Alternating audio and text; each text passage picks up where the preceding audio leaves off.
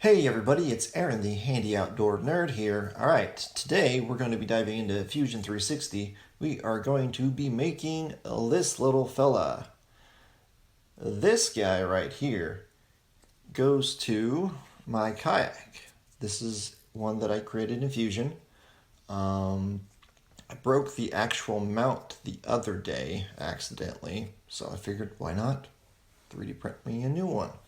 So what it does is this mounts up underneath the kayak like this with these little holes here, screw holes, and this goes into the rudder itself and allows it to pivot back and forth.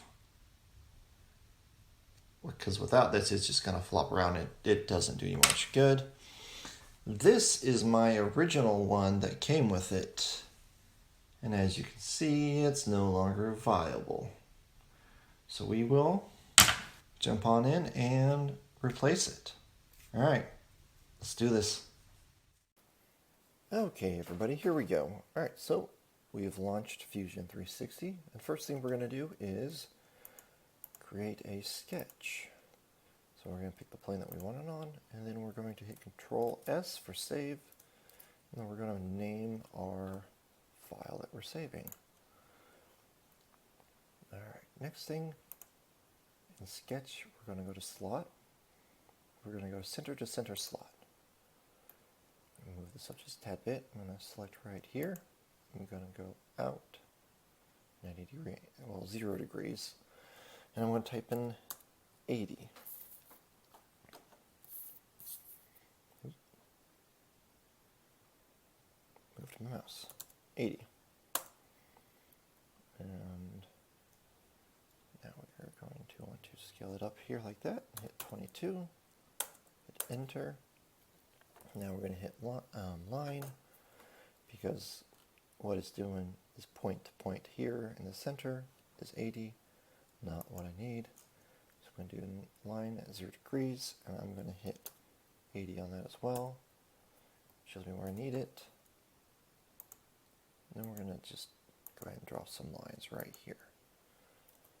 I had to go ahead and delete these guys since I do not need them. And then I'm going to add in a fixed point on all 4 of these sides.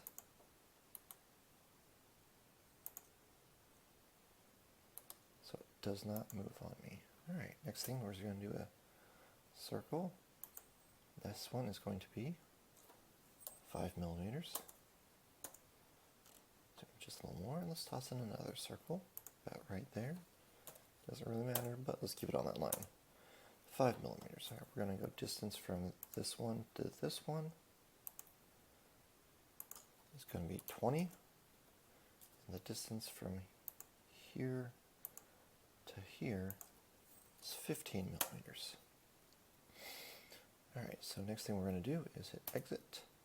I'm going to select both sides, shift middle mouse button to rotate it. And we're going to hit E for extrude, and we're going to take it to 4.5 millimeters.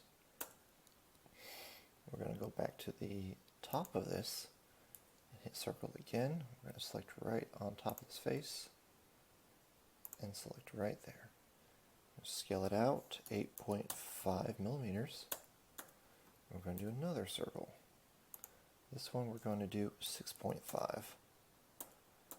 Alright, I'm going to shift in middle mouse button again to get back to this point.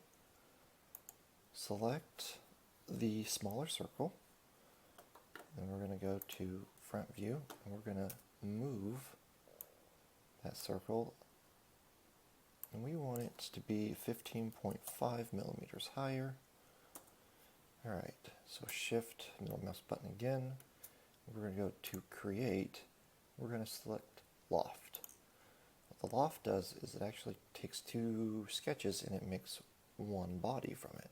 So we're going to hit select on this bigger one there, and then this one. And there we go. That is done. So we're going to go now to modify. We're going to toss in a fillet right here. Let's do a 2 millimeters. That will work for what we need. And we're going to go on the underside and I'm going to select these guys. I'm going to modify again. This time I'm going to use chamfer, and I'm going to do about a 3mm chamfer right there. And there you have it.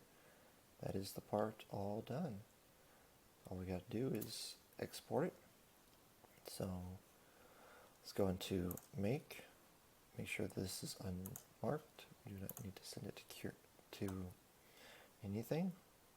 I'm going to select OK, and you can see I've already got it saved there. So let's go ahead and save as. Let's replace it. And let's go ahead and open her up. Now what I've been using is Idea Maker, and I've been enjoying it actually quite a bit. So you can toss in supports whether you want them or not. Move it around on the bed. It's just like any slicer, just a little different than Cura. Alright, but what we're going to do is we're going to go in, hit I to go ahead and select what we want. I'm going to select my PETG from MakerGeek, hit edit, make sure it's what I want all my settings to look like. Get my retraction settings all good to go there. Then we'll hit save, and then we're going to slice it. Alright, it says 1 hour and 5 minutes and 8 seconds. So I'm going to go ahead and preview it and show you what it looks like as it's going through. Now it's only a 25% infill, which is what I wanted for test print. So there we go. Let's go ahead and hit exit on this and hit export. And we're going to save that. Alright, we're good to go. Let's toss it on the printer.